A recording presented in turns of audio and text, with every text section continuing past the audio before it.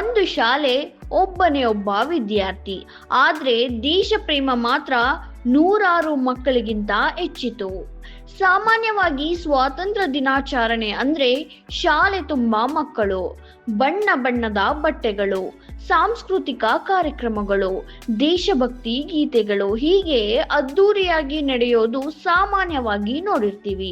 ಆದ್ರೆ ಆಂಧ್ರ ಪ್ರದೇಶದ ಪೀಠಾಪುರಂನಲ್ಲಿ ನಡೆದ ಸ್ವಾತಂತ್ರ್ಯೋತ್ಸವ ಮಾತ್ರ ಎಲ್ಲರ ಗಮನ ಸೆಳೆದಿದೆ. ಯಾಕಂದ್ರೆ ಇಲ್ಲಿ ಇಡೀ ಶಾಲೆಯಲ್ಲಿ ಇರೋದು ಕೇವಲ ಒಬ್ಬನೇ ಒಬ್ಬ ವಿದ್ಯಾರ್ಥಿ. ಪೀಠಾಪುರಂ ಪುರಸಭೆಯ ಭಾಸ್ಕರ್ ವಿಶೇಷ ಪುರಸಭೆ ಶಾಲೆಯಲ್ಲಿ ಓದುತ್ತಿರುವ ಈ ಬಾಲಕನಿಗಾಗಿ ಶಿಕ್ಷಕ ನಾಗೇಶ್ವರ ರಾವ್ ವಿಶೇಷವಾಗಿ ಸ್ವಾತಂತ್ರ್ಯ ದಿನಾಚರಣೆ ಕಾರ್ಯಕ್ರಮ ಆಯೋಜಿಸಿದ್ದಾರೆ. ಶಾಲೆಯಲ್ಲಿ ವಿದ್ಯಾರ್ಥಿಗಳು ಕಡಿಮೆ ಇದ್ದಾರೆ ಅನ್ನೋ ಕಾರಣಕ್ಕೆ ಆಚರಣೆಯನ್ನು ಕೈಬಿಡಲಿಲ್ಲ. ಬದಲಾಗಿ ಆ ಒಬ್ಬ ವಿದ್ಯಾರ್ಥಿಯ ಸಂತೋಷಕ್ಕಾಗಿ ಇಡೀ ಕಾರ್ಯಕ್ರಮವನ್ನೇ ಅದ್ದೂರಿಯಾಗಿ ರೂಪಿಸಿದ್ದಾರೆ.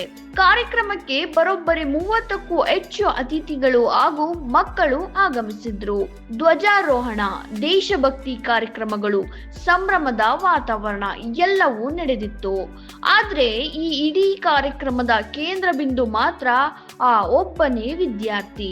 ತನ್ನ ಜೊತೆ ಓದುವ ಮಕ್ಕಳು ಇಲ್ಲದಿದ್ದರೂ ಸ್ವಾತಂತ್ರ್ಯ ದಿನಾಚರಣೆಯ ಸಂಭ್ರಮದಿಂದ ಈ ಬಾಲಕ ವಂಚಿತನಾಗಬಾರದು ಅನ್ನೋ ಶಿಕ್ಷಕರ ಕಾಳಜಿ ನಿಜಕ್ಕೂ ಮೆಚ್ಚುಗೆಗೆ ಪಾತ್ರವಾಗಿದೆ. ಒಬ್ಬ ವಿದ್ಯಾರ್ಥಿಗಾಗಿ ಇಷ್ಟೊಂದು ಜನ ಸೇರಿ ಸ್ವಾತಂತ್ರ್ಯೋತ್ಸವ ಆಚರಿಸುವ ಈ ಘಟನೆ ಶಿಕ್ಷಣ ಅಂದ್ರೆ ಕೇವಲ ಪಾಠ ಪುಸ್ತಕವಲ್ಲ, ಮಕ್ಕಳ ಭಾವನೆಗಳಿಗೂ ಬೆಲೆ ಕೊಡುವುದು ಅನ್ನೋದು ತೋರಿಸುತ್ತದೆ. ವಿದ್ಯಾರ್ಥಿಗಳ ಸಂಖ್ಯೆ ಕಡಿಮೆಯಾಗಿರಬಹುದು, ಶಾಲೆಯ ತರಗತಿ ಖಾಲಿಯಾಗಿರಬಹುದು, ಆದ್ರೆ ದೇಶದ ಮೇಲಿನ ಗೌರವ ಮಾತ್ರ ಎಂದಿಗೂ ಖಾಲಿಯಾಗಬಾರದು.